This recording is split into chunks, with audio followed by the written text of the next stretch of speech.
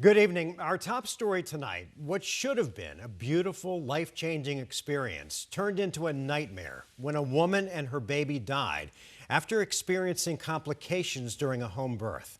And now the state plans to revoke the midwife's license. Jordan Terry and her son Mac died from complications during a home birth delivery.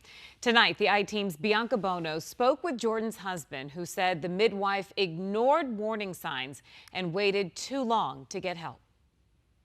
We called each other our twin flames. It was just like we were supposed to be there. Parker and Jordan Terry's love story is one out of a fairy tale. Parker from Utah and Jordan from Safford, Arizona met at a bar in Scottsdale. Eventually, he would propose and move to Arizona to start their life together. She was genuine. She was authentic.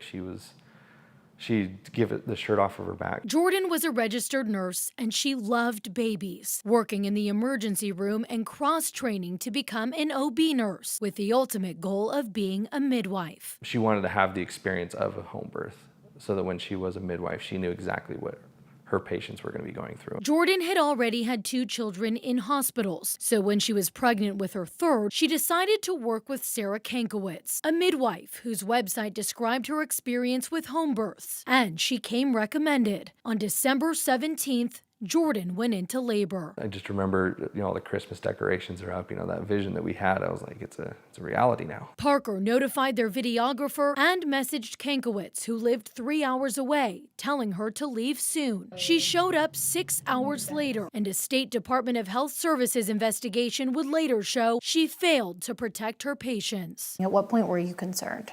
When I first noticed color in Jordan's face be lost. And I let Sarah know that there's no color, and all you hear her say is she's doing okay. Parker, hopeful the medical professional they had hired was right. Jordan's lips then turned blue. And they said it's probably low blood sugar. Give her a spoonful of honey and she'll be fine. But she wasn't. That's kind of her last words that she said was call them. And Sarah clarified, call the ambulance, and Jordan said yeah. Jordan lost consciousness as Parker drove her and the baby to the hospital. Their baby boy, Mac, wouldn't survive. Jordan suffered a uterine rupture and internal bleeding. She was airlifted to Tucson, but doctors couldn't save her. Where your family's supposed to grow, you lose.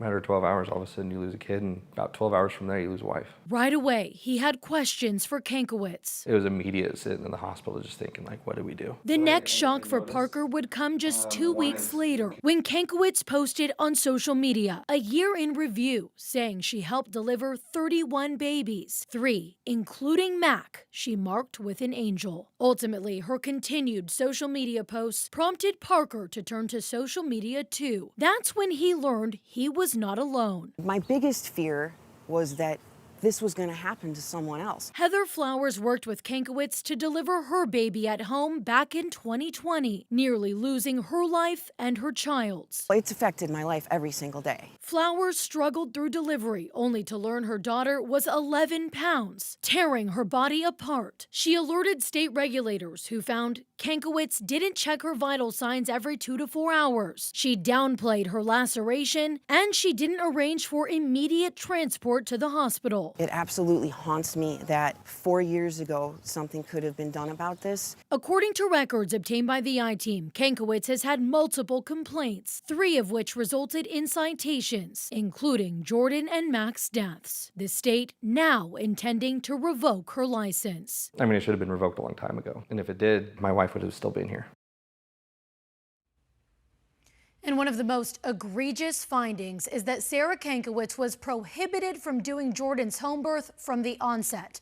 That's because Jordan had previously had a C-section and a blood transfusion. The state issued a notice to revoke Sarah's license back in March, and she has been allowed to continue practicing in the meantime. A settlement conference is scheduled for her tomorrow. We're live in studio. Bianca Bono, 12 News. Unbelievable. Yeah, such a shame. Thank you so much, Bianca.